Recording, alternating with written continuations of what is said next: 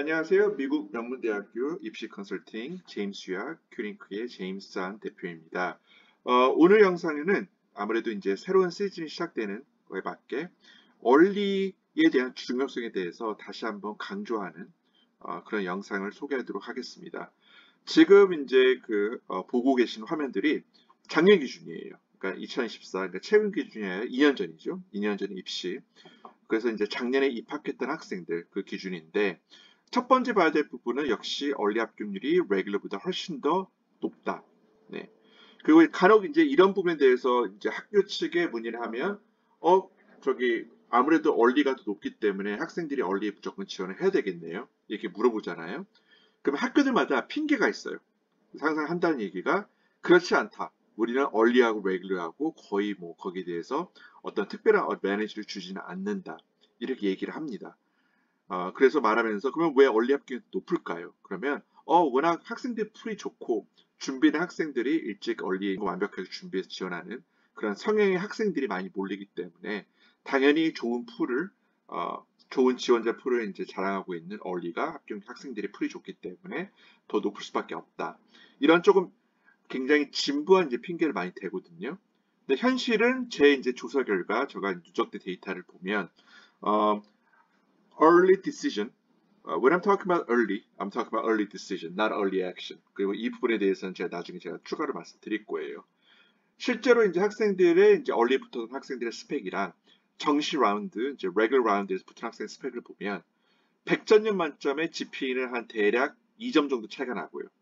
So difference between like 94 and 96.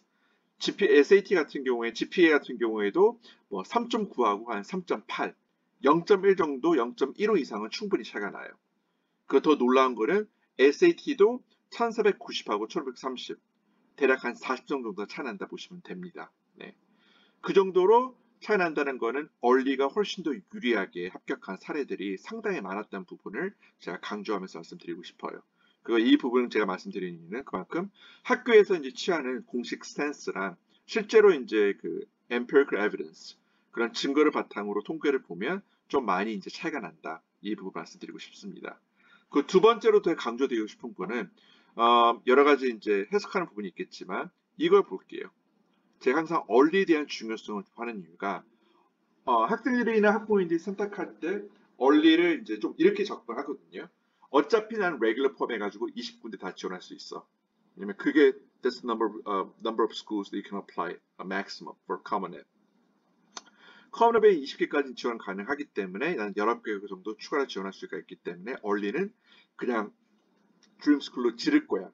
I'm going to apply to Harvard. I'm going to apply to Princeton. I'm going to do single choice early action to Stanford.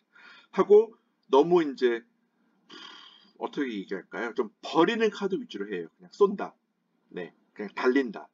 그래서 무분별하게 얼리를 높게 이제 잡는 경우가 있는데 그런 게 왜 중요하냐면 그렇게 터무니없이 얼리를 높게 잡으면 you are essentially facing much lower acceptance rate for regular decision. 이거는 아셔야 될 게 미국 시민, 그렇죠? 소수민족, 저소득층, 그리고 영주권자 이런 학생들 합격이 다 포함된 거예요. So if you are a Korean citizen, that comes with none of the benefits, right? 뭐 minority background, 뭐 예를 들면 single parent household 이런 것들에 대한 그 특이한 백그라운드 없는 상황에서는 거의 절반 수준의 합격률이라고 보시면 돼요, 레귤러 때. 네, 그래서 2.8%가 아니라 1.4%, 뭐 3% 그런 수준의 합격을 보시면 됩니다. So there's a huge opportunity cost if you make a wrong decision on your early application. 얼리를 잘못하면 거기에 대한 기회비용이 상당히 커요, 레귤러에서. 그리고 항상 제가 이제 에모리를 하나 예시로 얼마나 이제 ED 1, 2하고 레귤러가 차이가 큰가 말씀드리면 우선 이제 에모리 얼리 2에 대해서 얘기를 할게요. 네. So you're looking at the most recent data. 어떻게 보면 가장 최근 지난 몇 개월 전에 있었던 ED2에 대한 합격 통계입니다. Emory accepted 345 ED2 applicants. 그 합격률은 about 12%. 거기에 비해서 이제 옥스퍼드 칼리지 같은 경우에는 11%예요. 네. 그래서 ED2 같은 경우에는 12%, 11%. 여기서 두 포인트를 제가 접고 조금 이제 리뷰를 하면서 그 다음 단계로 넘어가고 싶은데 첫 번째는 early 1하고 early 2는 뭔가요? early 2는 좀 생소한 개념인데요. 간단하게 말씀드리면 예전 이제 어머님들 시대, 어머님들 아버님들 시대 이제 학력고사 시대 있었죠. 한 학교만 지원하는 거. 전기가 ED1이에요. 딱 그렇게 생각하면 돼요. 그 후기가 ED2. 그 제가 기억하기로는 물론 저도 이제 뭐 학력고사 시대는 아니지만 제가 기억하기로는 이제 어르신들 말 들어보면 이제 서울대하고 연대 뭐 이렇게 고대 이렇게 높은 학교들은 후기가 없었다. 네. 그래서 항상 전기에서 탈락한 학생들은 후기를 낮은 대학교에 지원할 건지, 그래서 부터 이제 올해 이제 입학하는 건지, 아니면 1년 더 불확신 상황에서 이제 재수를 해서 레귤러 때 이제 재수를 하면서 그 다음 연도 전기에 높은 학교를 노릴 건지 이렇게 고민을 많이 했던 부분이에요. 미국도 거의 똑같아요. 네. 모든 학교들이 얼리2가 있는 게 아니라 그런 틈새 시장. 대표적으로는 이제 존스 홉킨스, 와슈, 에모리 대학교, 심지어는 시카고 이런 대학교가 이제 NYU 이런 대학교가 얼리2를 활발하게 사용하고 있고 얼리1에서 떨어진 학생들은 12월 15일 그때가 이제 얼리 떨어지면 자존감이 이제 확 떨어지는 자신감이. 그래서 아무리 스펙이 좋은 학생들이라도 나 이러다가 모든 학교 떨어지겠다. 그래서 다시 이제 점검, 이제 대학교 리스트를 재점검하는 요청이 많이 들어오거든요. 그래서 제가 이 말씀 왜 드리냐면 가끔씩 이 시기 7월 말 8월 초에 이때 전체 리스트를 요청하시는 학부모이 계세요. 물론 학부모님 입장에서는 어느 정도 그걸 전체적인 그림을 보고 싶다 이런 차원에서 말씀드리는데 저는 그게 상당히 무의미한 이유가 어차피 저희는 얼리에 초점되는 게 좋습니다. 왜냐면 early 붙으면 the game is essentially over. It's good news. You're done. Right? 끝나고 뭐 해피엔딩이고 근데 early에서 떨어지면 어차피 12월 15일 날 전반적으로 전체 리스트가 다시 재점검이 들어가요. 네. 그래서 그거는 조금 이제 너무 시기상조이기 때문에 잠시 머무르고 지금 상태에서는 early 1 그리고 이제 regular early 1하고 early action만 집중된 부분인데 두 번째 포인트는 제가 말씀드리고 싶은 거는 에모리하고 옥스퍼드 대학교가 있어요. 여기서 이제 많이 이제 부모님들이 이제 의아하시거든요. 요건 제가 들어보니까 무슨 옥스퍼드 월레지 칼레지는 무슨 분교라는 개념이에요. 하는데 엄밀히 말씀드리는 분교라는 완전 차별이 다른 definition입니다. 실질적으로는 옥스퍼드가 2년제 대학교고요. 거기서 이제 졸업을 하게 되면 학생들이 뭐 D하고 F 이렇게 참담한 성적을 받지 않는 이상 상식적인 차원에서는 전원 다 에모리 대학교의 본교에 다 편입이 돼요. 네. 졸업장도 나중에는 에모리 대학교가 나오고요. 그러면 어떻게 얘기하냐? 실적으로 이 옥스퍼드 대학교 같은 경우에는 에모리 대학교 부속된 2년제 대학교를 생각하면 돼요. 네. 그래서 합격률은 지금 보면 오히려 에모리 이제 옥스퍼드 대학교 더 낮죠? 처음에 이게 나왔을 때, back in like 10 years ago, about 12 years ago, 2008년도 아마 그때가 처음인 것 같았는데, 2008년이니까 12년이 아니네요. 거의 16년이에요. 아무튼 그때 이제 처음 나왔을 때 그때 합격률은 에모리 대학교가 대략 뭐 정시학 다 포함해가지고 30%, 35%. 거기에 비해서 옥스퍼드 대학교는 거의 합격률이 80%였었어요. 네.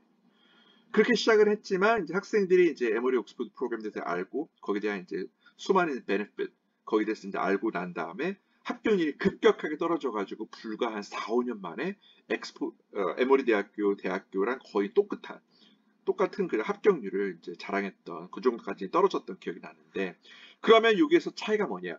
제가 여러 번 말씀드렸을 거예요. 콜롬비아도 그렇고 콜롬비아 GS. 네. 좀 더 이제 성숙한 학생들이 원하는 콜롬비아 GS. 그리고 이제 유펜하고 유펜 제너럴 스터디. 네. USC가 편입 합격률이 USC 남가주 대학교로 해가지고 신입이 거의 10%인데 편입은 거의 35%예요. 네. 그 근처에 있는 커뮤니티 칼리지 사립대학교인데 불구하고 근처에 있는 커뮤니티 칼리지 학생들 많이 받고요. Same thing for UC Berkeley and UCLA. 네. 주립대로서 근처에 있는 커뮤니티 칼리지 학생들을 많이 받는. 이렇게 이제 two track 이원화 시스템 활용하는 이유가 그렇게 일반적으로 완벽한 GPA하고 완벽한 프로파일 받는 학생들은 전통적으로 이제 에모리 대학교에 뽑히고 네. 모든 게 완벽한데 하나 두 개가 미싱이에요. 10학년 때 잠시 이탈을 해가지고 성적이 낮거나 다른 거 다 좋은데 SAT가 살짝 낮거나 이런 학생 같은 경우에는 미국 대학교 입장에서 이제 에모리 대학교 입장에서는 those students have shown tremendous potential 충분한 포텐셜 보여주고 they are worth taking risk. 네. 어떻게 보면 taking risk를 할 수 있는 그 가치가 있기 때문에 우리 학교에 입학을 시켜가지고 우리 학교에서 이제 educate하고 incubate를 하면 나중에 사회에 굉장히 중요한 일원이 될 수 있는 우리 학교의 자랑스러운 그런 알럼이 될 수 있는 그 학생이기 때문에 좀 더 모험적인 방식으로 잠재성이 있는 학생들 택하는 게 그게 옥스퍼드 학생들이에요. 네. 좀 더 이제 우여곡절이 있는 학생. 약점이 있는데 불구하고 약점만큼 충분한 포텐셜이 있는 학생들. 네. 그래서 어떻게 보면 옥스퍼드 칼리지 같은 경우는 이제 특별한 백그라운드 가지고 있는 학생들이기 때문에 어차피 나중에 가서는 3, 4학년 때는 에모리 대학교에 다 컴바인 됩니다. consolidation. 거기 위해서 이제 얼리 1을 볼게요. 그래서 아쉽게도 아까 얼리 2가 있었지만 실제로 얼리 2는 딱히 메리트가 그렇게 높지는 않아요. 레귤러에 비해서. 거기 비해서 이제 얼리 1 같은 거 볼게요. 에모리 대학교 얼리 1은 뭐가 보이나요? 네, 가장 최근 게 무려 32%예요. 이거를 해석하는 이거를 이 figure를 translate 하는 또 한 가지 방법이 그러면 단순한 이제 math로 보면 3분의 1이죠. 3명 중에서 1명이 붙는구나. 이렇게 단순하게 접근하는 것보다는 실질적으로 지원자들, early 1에 지원한 학생들의 20%는 허수예요. 네. 성적이 안 되고 뭐 프로파일이 전혀 안 되는 불구하고 they are simply applying because hey, you know what? Emory has been my dream school. So no matter what, I'm gonna apply.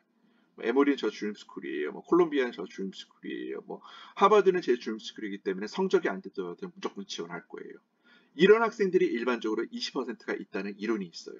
네. 그러면 100명 중에서 32명이 들어간 게 아니라 어떻게 되는 거죠? 거의 이제 80명 중에서 30명이 들어간 거죠. 네. So you do the math. 그게 이제 실질적인 합격률이에요. 그래서 실제로 합격률을 보면 32%보다 훨씬 더 높은 수준의 합격률이 될 수가 있다. 즉 여기에 대한 또 다른 포인트는 뭘까요? 무조건 ED1으로 들어가야 됩니다. 요즘 추세는. 네. 그리고 이제 여기서 이제 정시는 안 나와 있지만 정시를 추려보면 대략 일반적으로 정시는 anywhere from 8 to 10%. 네. 그래서 에모리가 이런 패턴을 정말 잘 나타내요. 예를 들면 early 1은 32%. 그걸 이제 필터를 하면 40%까지 올라가는 거죠. 실제 합격률. 거기에서 이제 ED2 같은 경우는 12%. 레귤러 같은 거는 8%. 네. By comparison, NYU 이제 카스가 있어요. We call it 카스라 그러거든요. 카스는 이제 College of Arts and Science. 학생들이 가장 많이 받아주는 문과. 이과 과목들이 포함 문과예요. 그 문과 단과대학교 같은 경우에는 NY 같은 경우에는 Regular Decision Admission Rate가 무려 6%입니다. 네, 6%예요. 얼리는 정확한 통계는 이제 뭐 여러 가지 이제 의견이 있겠지만 정확한 통계는 anywhere from 28% to 35%. 28에서 35%예요. 어마무시하죠, 그 차이가. 네. 일반적으로는 3배고 많게는 5배 정도 차이 나는 게 얼리하고 레귤러 차이입니다. 네. 그래서 항상 제가 얘기를 해요. 이 정도 프로파일이면 얼리 1은 충분히 가능해 보입니다. 네. NYU나 에모리. 그럼 얼리 2는요? 얼리는 코넬로 지원하고 ED2로 저는 NYU 스턴 아니면 에모리를 지원할 거예요. 이렇게 이제 말씀하시는 분들이 있거든요. 그런데 아까 전에 말씀드렸던 에모리처럼 합격률이 ED1에서 ED2 같은 경우에 훅 떨어져요. 거의 3분의 1 수준으로. 네.